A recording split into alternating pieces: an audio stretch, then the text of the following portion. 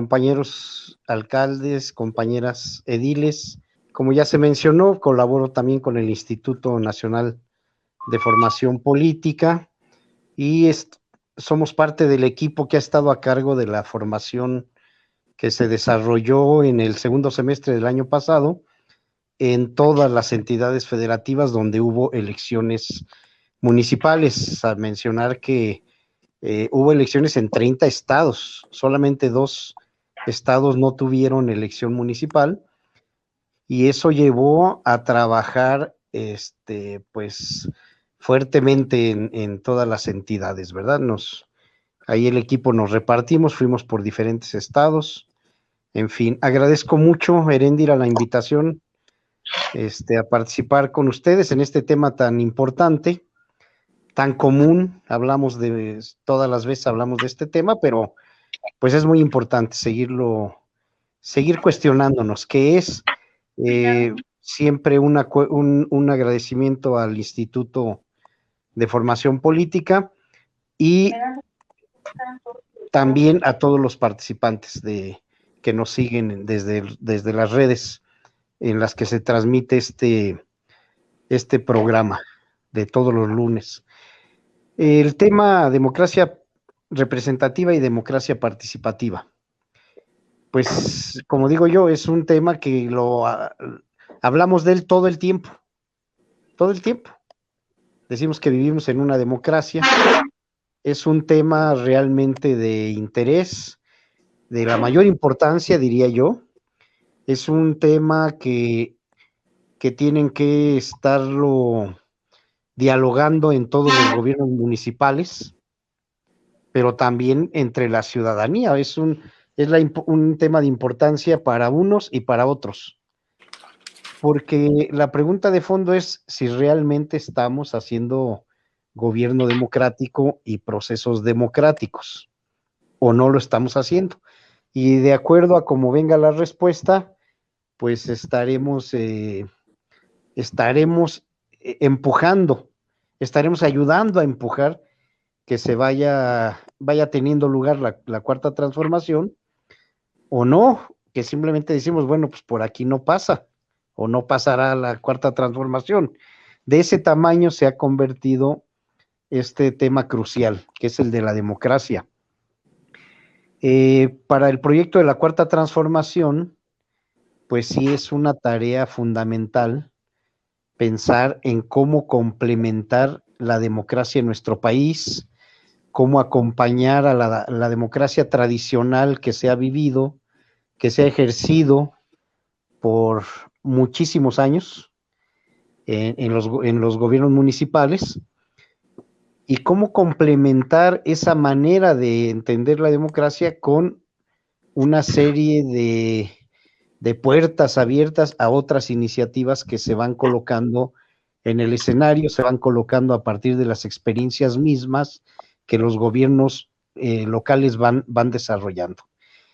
En términos generales, bueno, como decimos acá siempre, el municipio es la instancia de gobierno más antigua que tenemos en nuestro país después de la conquista española, ¿verdad? Tenemos más de 500 años con la existencia del gobierno municipal. Poco se habla, y sería muy apasionante hablar en algún momento de cómo se gobernaban previamente los pueblos autónomos y autóctonos y en sus regiones. Sería muy interesante armar una sesión de ese tipo, pero a partir de la conquista española es que ellos traen y nos instalan aquí un sistema de gobierno que es el municipio, una demarcación, una delimitación territorial que es el municipio, y para gobernar ese municipio nos traen la figura, el órgano de gobierno que existía en España, que es el ayuntamiento. Una variable, porque otras regiones de Europa tenían otro tipo de órganos de gobierno, pero en este caso, como fuimos conquistados por España, entonces nos heredan el ayuntamiento o el órgano de gobierno, y es el más antiguo. porque hasta la independencia mexicana se crea la república y por lo tanto se crea la federación y surgen los nuevos poderes federados, ¿verdad? Que son los tres poderes federales, el ejecutivo, el legislativo y el judicial, y se crean también en esta concepción de una república federada, se crean los estados, y cada estado con sus tres poderes también soberanos.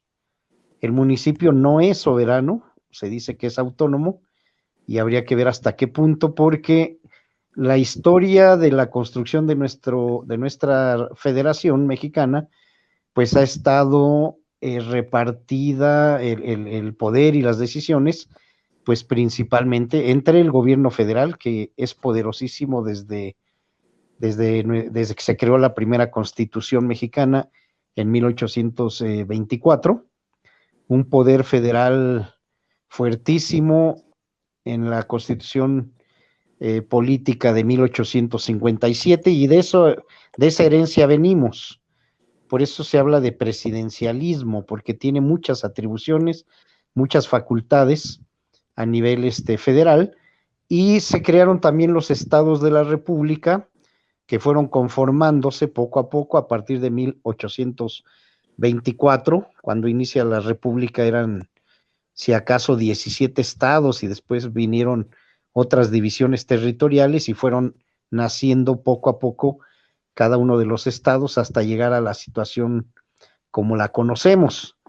Los estados más recientes pues son de finales de los 60s, inicios de los 70s, en que Quintana Roo, que era un territorio, se convierte en estado, y Baja California, que también era un estado, Baja Sur, se convierte en un estado. Entonces son los más jóvenes.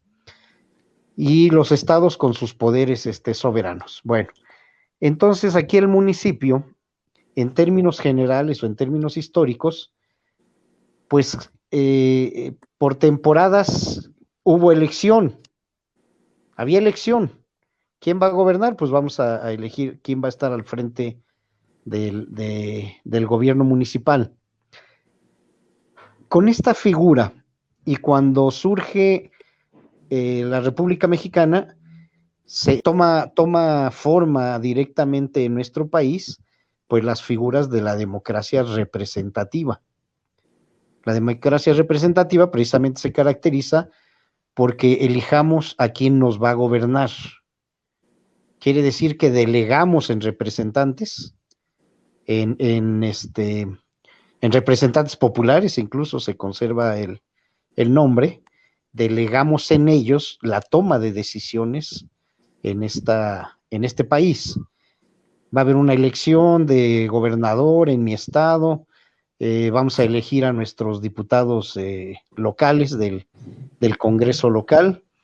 Entonces, pues vamos a las urnas, votamos por el partido que más nos guste o por el candidato, los candidatos candidatas que más reconozcamos, y en ese hecho de depositar nuestro voto, les delegamos a ellos, pues que nos representen, que ellos sean los que ejerzan el poder en lugar del pueblo, que ellos sean quienes analicen las problemáticas, hagan discusiones y tomen decisiones.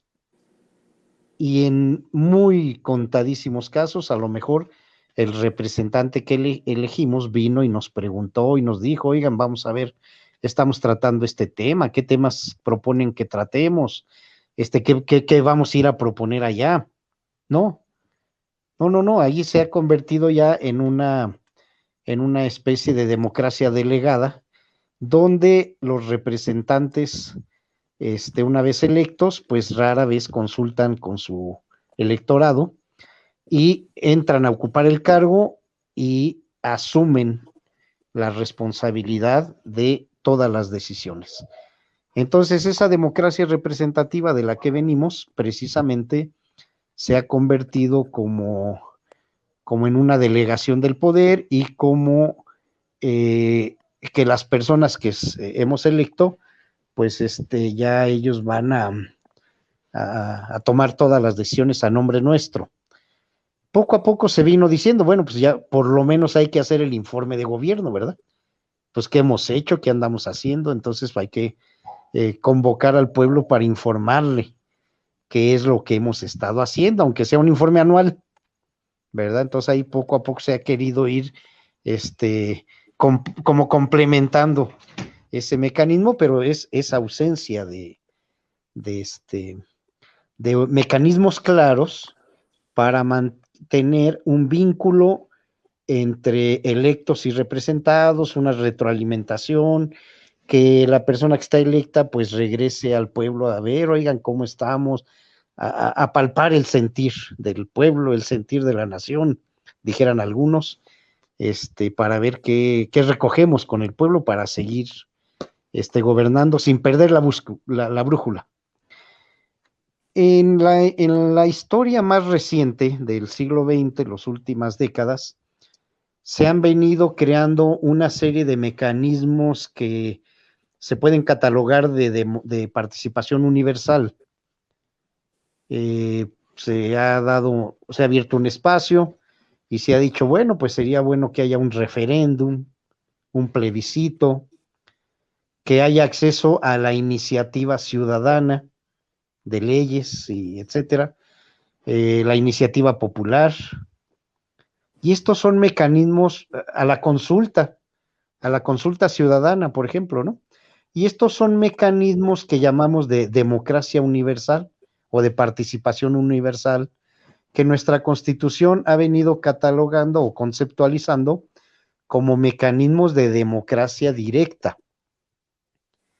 El propio presidente Andrés Manuel López Obrador hizo una promoción de cambiar la Constitución para dar entrada a dos figuras de democracia directa que son herramientas muy importantes para ir poco a poco incrementando los derechos de la ciudadanía.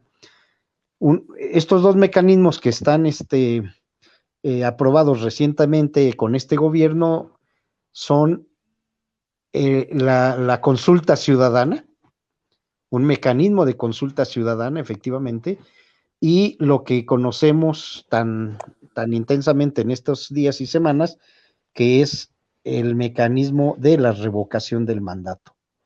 Si nos damos cuenta, la revocación del mandato es una variación de la consulta ciudadana. Nosotros vamos a ir a las urnas a dar una opinión de si el presidente en funciones debe continuar, porque porque seguimos confiando en lo que está haciendo, o debemos pedir que renuncie porque ha perdido la confianza. Pero es una consulta ciudadana, pero especializada. Y de esa manera, así quedó establecida en la Constitución de los Estados Unidos mexicanos. Entonces tenemos las dos figuras, la consulta ciudadana general, que en varios estados también existe en sus constituciones políticas, y la figura de la revocación del mandato, que es una consulta especial, una consulta ciudadana especial, que por lo pronto, para como está establecida, se va a aplicar a los 3 años que un presidente va en funciones, y se va obligadamente se le va a consultar al pueblo si estamos de acuerdo en cómo lleva el gobierno, o lo quitamos antes de llegar a los 6 años de su mandato. Por ahora, esta figura de la revocación del mandato está solamente aplicable al presidente del país, justamente lleva esa doble intencionalidad, esa fuerza, donde el presidente López Obrador dice, pues aplíquenmela a mí, o sea, no la estoy promoviendo para que se apruebe y se aplique a partir del otro sexenio, del que venga después, ¿no? Él dice, pues aplíquenmela a mí directamente. Estas figuras que estoy mencionando, bueno, la Constitución, se toma el acuerdo, se introduce la reforma para reconocer las consultas, y se acuerda que el Congreso de la Unión publique 2 leyes para la aplicación de estas 2 consultas, una ley general de consulta pública y una ley para la revocación del mandato, que quede claramente normado reglamentado, establecido, cómo va a ser todo el procedimiento para que esa figura que está en la Constitución se pueda aplicar. Entonces, con esto quiero resaltar que hemos venido avanzando también en la construcción de otro tipo de mecanismos más allá de solo la democracia representativa, que es lo que se conceptualiza como de democracia directa, que son las figuras de participación universal. Todo mundo vaya a votar en un referéndum, en un plebiscito, en una consulta ciudadana, en una consulta de revocación del mandato, y también con modalidades, la figura de la iniciativa ciudadana, por ejemplo, ¿no? Que donde dicen las leyes, un porcentaje del padrón de mi entidad, hay que cubrir el requisito que se reúnan firmas del 4%, el 7%, el 12%, cuando quieran meter una iniciativa desde la ciudadanía, una iniciativa que a lo mejor los legisladores no se plantean hacerlo, o hasta se oponen, entonces la ciudadanía llega y propone. Bueno, ahí están los avances que se van construyendo hacia la segunda mitad del siglo XX, pero también justamente desde los años 60, 70, se empieza a hablar de ese otro instrumento más cercano a la gente, que es el de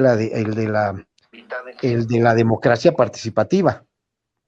Y bueno, entonces entendamos qué es eso de la democracia participativa, porque incluso en los municipios, yo creo que ya casi en todo el país, existe la figura de las autoridades auxiliares, los consejos ciudadanos, los delegados de las comunidades, pero ellos son también representativos, son electos, tienen esa autoridad de haber sido electos, digamos, ¿no? Lo menciono de pasada ahora. Pero entonces, ¿qué entendemos por democracia participativa? Que está claramente dirigida, ahí sí, a la sociedad, a la población de nuestros municipios, en un intento de complementar el rol de las personas que fueron electas mediante un mecanismo con instrumentos de participación ciudadana donde tienen voz y voto y tienen reconocimiento colectivos ciudadanos, personajes de la ciudadanía, de los diversos sectores, etcétera, respaldados también por un mecanismo de democracia participativa, y que entonces estaríamos como complementando un sistema de diálogo, de vida, de convivencia, pues entre las dos partes del municipio, las autoridades, los electos en cada comunidad, en cada colonia, etcétera, en los pueblos. Ahí hay otra variable que es la de la representación de los pueblos, y con diversos mecanismos de democracia participativa. Se dice que la democracia participativa, pues, son instrumentos para que los vecinos de una comunidad, de una región, de un municipio, puedan tener voz y voto, puedan participar en la toma de decisiones de los asuntos que les van a implicar directamente o que les van a afectar en sentido positivo o negativo, que se van a aplicar en el territorio, en mi colonia, en mi pueblo, y entonces, ¿cómo me involucro a ellos, a estas decisiones? Aquí hay un tema que es fundamental, que es que cuando se crean y se aplican los instrumentos de la democracia participativa, pues comúnmente son a iniciativa del gobierno. Puede ser de la autoridad municipal, puede ser también a nivel más general, a nivel del Congreso estatal. Pero aquí nos vamos a referir básicamente a cuando los genera el gobierno municipal. Y para esto viene una pregunta siempre que es crucial.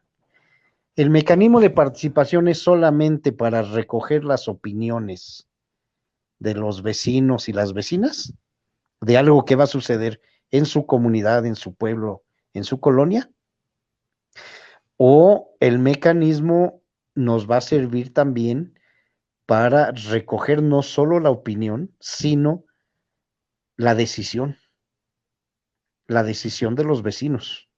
Y ahí se abren las aguas. Ahí muchos gobernantes como que dicen, bueno, déjame pensarlo. Dicen, vamos a pensarlo, para ver si nos conviene o no nos conviene, y ya empieza a hacer análisis de cómo está el territorio y si tenemos la correlación de fuerzas a favor o no, o qué hacer, o está difícil construir junto con la gente pues una correlación nueva a favor de nuestro gobierno, ¿verdad? Y ahí hay los que dicen, pues vamos a dar el paso, y hay los que como que dicen, pues vamos a ver cómo funciona en otros lados y luego vemos, ¿verdad? Es decir, me estoy refiriendo a un tema de actitud política y a un tema de voluntad política, porque quien va a instalar estos mecanismos de participación ciudadana, pues es el gobierno, es quien va a facilitar que se abran, que existan, y es enfrentarse definitivamente a este reto de decir solo es que la gente informe y pues opine algo y nosotros decidimos, o vemos cómo afinamos muy bien el mecanismo para que haya un procedimiento muy detallado donde la gente tome decisiones. El gobierno le hace saber a la gente que ellos van a tomar la decisión, y de esa decisión el gobierno se va a comprometer a cumplir lo que nos corresponda. Ahí se abren las aguas, quiero insistir, y quiero colocarlo como reto para el diálogo que vamos a tener en este momento. Quiero de una vez aprovechar para mencionar que el presidente de México, en 3 años que ha venido desarrollando sus conferencias mañaneras, muchas veces ha dicho cuál es la concepción que él tiene sobre la democracia y que él quisiera que suceda en este país, esa concepción de la democracia. Él no habla solamente de complementar la democracia representativa con la democracia participativa, aunque sí lo ha dicho muchas veces. Él dice, con el pueblo todo, con el pueblo nada. Si el pueblo quiere, sigo, y si el pueblo no quiere, me voy. El presidente incluso está diciendo, la ley dice que si se cubre el 40% de la votación, entonces se aplica en automático, es vinculatoria. Pero como ya sabe que no va a haber 35, 37 millones de mexicanos que vayan a votar, y menos con los manejos terribles que está haciendo el INE para sabotear la consulta, pues él pensará que pueden ir a votar 7 millones, 8 millones, 10 millones de mexicanos. Acuérdense que cuando pedimos si entraban a juicio los presidentes anteriores, se tuvo la más alta votación de una consulta en este país, que fue de más de 6 millones de personas. Entonces ahora pues aspiramos a que vaya más adelante. Y entonces sale el presidente y dice, bueno, si votan los que voten, el 100%, la mayoría dice que me vaya, yo presento mi renuncia. O sea, de ese alcance es la postura que plantea el presidente. Yo creo que entre nosotros que estamos acá, podemos decir, bueno, pues es que el presidente sabe que mucha gente lo apoya y que no va a haber una mayoría, y ahí nos confiamos. Él dice eso porque está seguro, pero creo que hay que tomar el sentido de sus palabras en un grado de congruencia, donde él dice, bueno, pues aunque no lleguemos a los números vinculatorios, si sale una mayoría de que me vaya, pues me voy. Dice él, a estas alturas, ¿verdad? Todo el mundo nosotros pues ni estamos pensando en que se va a ir, pero bueno, esperemos que no haya sorpresas. Pero, y regreso al tema que quería yo mencionar para cerrar esta primera parte, es cuando él dice que habría que concebir a la democracia como un sistema de vida, como un sistema en nuestras vidas, que no sea solamente hacia afuera, hacia tomar decisiones públicas, hacia elegir representantes, sino que pudiéramos dar un salto hacia adelante en la construcción de la democracia, una democracia del siglo XXI que invada todo nuestro sistema de vida.